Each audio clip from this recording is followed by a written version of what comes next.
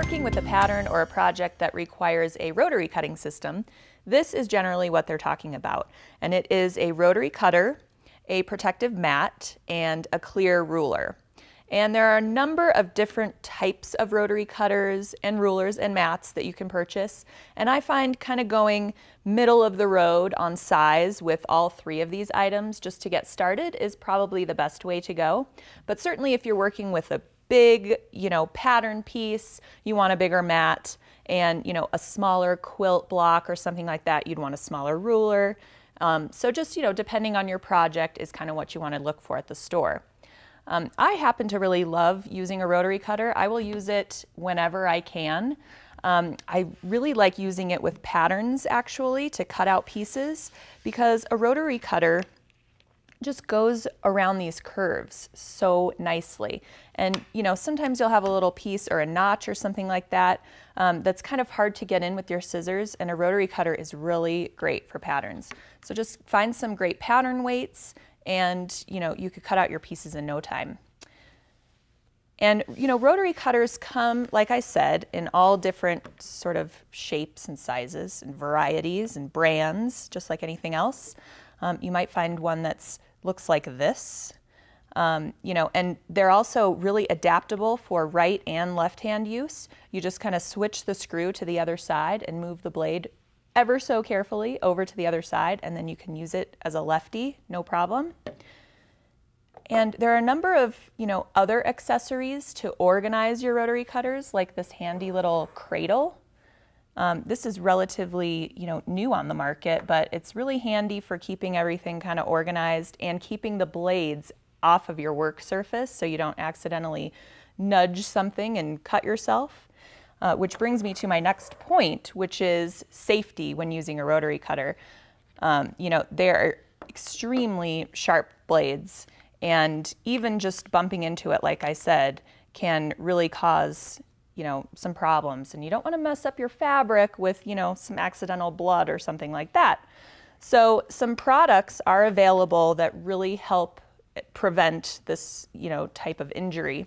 And one of them is this Invisigrip sticky paper that you actually put on the underside of your ruler, and it's totally clear, so you'll still be able to see all of your markings, but it gives this sort of gripper on the back side of your ruler, which prevents it from sliding around and you accidentally cutting yourself. So that's kind of a cool product.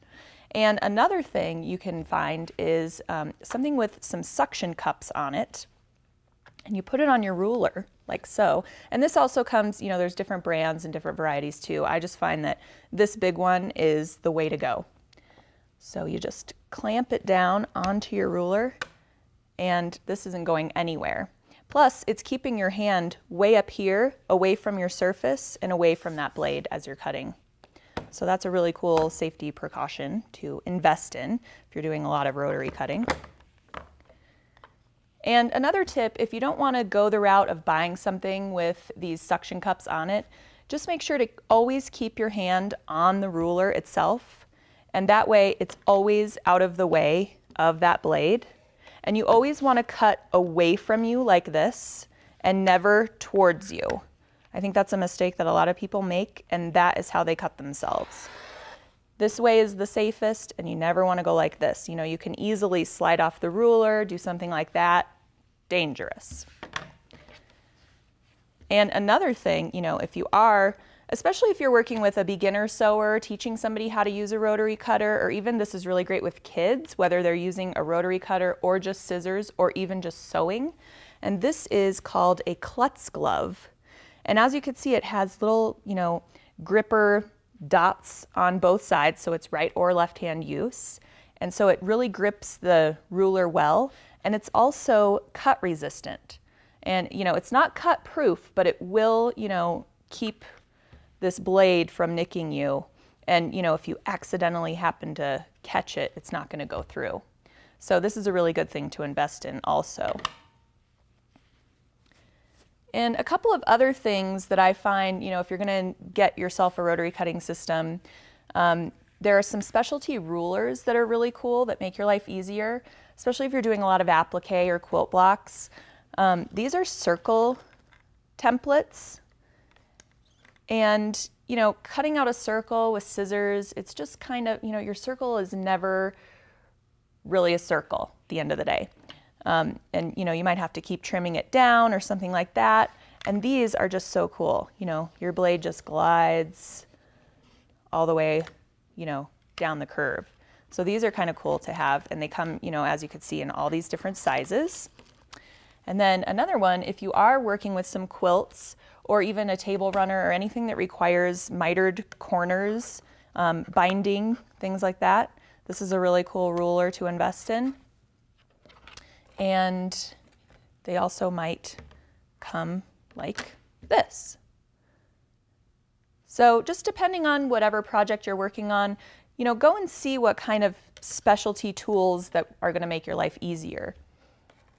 Also, when you are using a rotary cutter, you want to get some replacement blades because, you know, this is only going to last so long, and you really do want to keep it sharp, sharp, sharp, because that's also a way to actually prevent cuts. When you're working with a dull blade, I mean, it's just like cooking. You know, when you're working with a dull knife, you try harder and it just, you know, causes problems. And also inaccurate cuts, and, you know, your pattern pieces are going to be a little off, things like that. So you really want to get a few replacement blades. And there's also rotary blade sharpeners on the market. This is one variety. And, you know, it's not going to work if you have a super big nick or something like that in your blade, then you just want to replace it. But just to keep them sharp and lasting a little longer, you stick your blade in here. And I believe you need to get it a little bit wet so that it doesn't cause too much friction. And then you stick this in the center and just twist it a little bit. You can see the little diagram right here. And just a few twists and it's sharp and good as new. So that's a really good thing to invest in also. Saves you from just continually buying rotary cutter blades. So some other really cool things are, you know, decorative uses for rotary cutters. And some replacement blades are, you know, like this is a pinking blade you can find, and that's really cool for a nice edge treatment. I also have some wavy blades. You want to be really careful taking this out because these can cut you as well. But it's just a little bit wider of a, you know, pinked edge.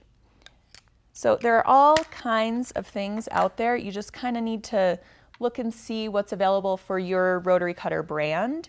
A lot of the blades are interchangeable between brands also because they have standard sizes for the small, medium, and large. So you can kind of mix and match based on what your project is and, you know, what your needs are. Another really cool blade, and this one I have in this protective case, because whenever you are done using your rotary cutter, you want to make sure that you engage the little safety cover in all of them. And some of them will retract automatically, but some of them, you know, this particular one does not. So you need to make sure when you're storing it to always do that, because if you're reaching around in a drawer or something trying to get your blade out, or you just leave it on the table and then somebody else comes in to grab something, you never know what could happen. So you want to, you know, exercise safety at all times. And this is a really cool thing if, you know, if you continually forget, or you're using a specific, you know, a different blade that might, you know, prevent it from being covered all the way, you can find one of these cool little covers. And then you always know that you're protected. So this blade that I want to show you, it actually doesn't cut your fabric at all. What it does is it perforates it. So it's really great for edge treatments and things like fleece. And it's called the Edge Perfect blade. And you can see, you know, on here there's a couple of different applications you can use it for, and I'll show you how it works. But, you know, you could make yourself a really simple scarf and just cut a long, you know, strip of fleece. You don't have to finish the edges at all. It's the easiest project. It's great for Christmas gifts. And I'm just going to run the blade down the side. I would do this whole edge. And now you can see what it has done is created these little tiny holes that you can see, that you can weave anything you want to through. You can do a whole knitted edge on the end, you know, the hem of a blazer or something like that, or fleece coat, sweatshirt type thing. And what you can do is take some decorative ribbon or yarn or heavyweight thread or something like that and just start weaving it through the holes. And you can create a really cool finished edge without it really being finished at all. And this would also be really nice on a blanket. If you're making, just cutting a fleece blanket for somebody and you want it to look, like you put some effort and it's homemade and all of that, but, just add a little blanket stitch with some fancy little sparkly ribbon or something.